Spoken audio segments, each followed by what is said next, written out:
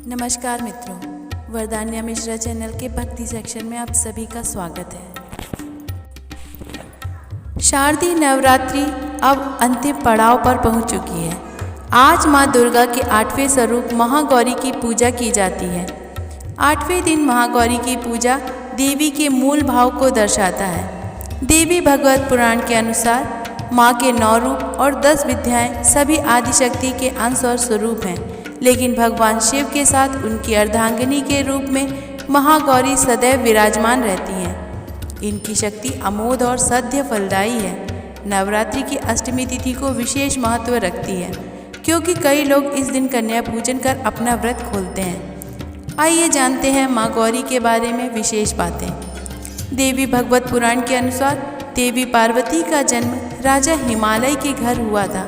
देवी पार्वती को मात्र 8 वर्ष की उम्र में अपने पूर्व जन्म की घटनाओं का आभास हो गया और तब से ही उन्होंने भगवान शिव को पति के रूप में प्राप्त करने के लिए तपस्या शुरू कर दी। अपनी तपस्या के दौरान माता केवल कंद, मूल फल और पत्तों का आहार करती थी। बाद में माता केवल वायु पीकर तप करना आरंभ कर दिया। तपस्या से देवी पार्वती को महान गौरव प्राप्त हुआ, इसलिए उनका नाम महागौरी पड़ा। इस दिन दुर्गा सप्तशती के मध्यम चरित्र का पाठ करना विशेष फलदायी होता है। माता की तपस्या से प्रसन्न होकर शिव ने उन्हें गंगा स्नान करने के लिए कहा।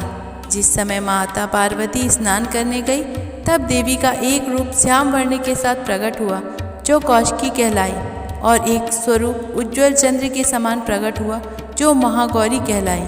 गौरी रूप में माँ अपने हर भक्त पर कल्याण करती और उनको समस्याओं से मुक्त कराती।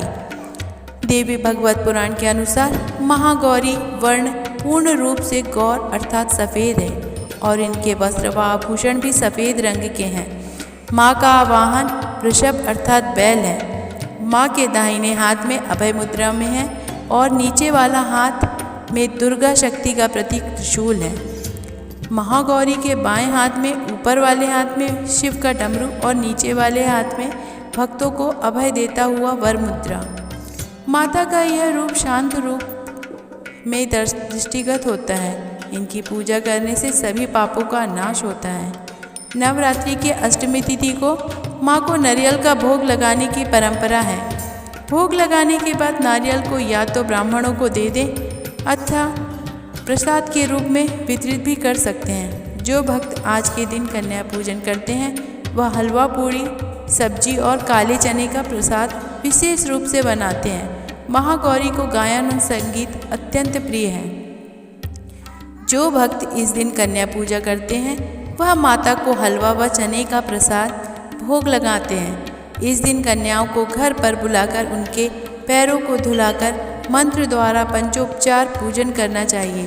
रोली तिलक लगाकर कलावा बांधकर सभी कन्याओं को हलवा पूरी, सब्जी और चने का प्रसाद परोसें। इसके बाद उनसे आशीर्वाद ले लें और सामर्थ्यानुसार उन्हें कोई भेंट या दक्षिणा देकर विदा करनी चाहिए। ऐसा करने से भक्ति की सभी इच्छाएं पूर्ण होती हैं और सौभाग्य की प्राप्ति होती है।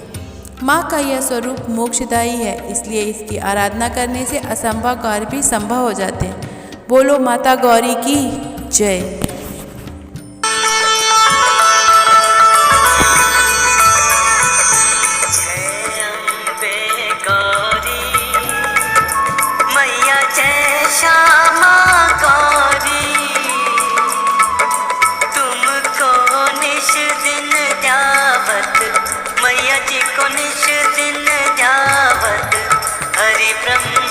शिवरी ओम जय अम्बे गौरी।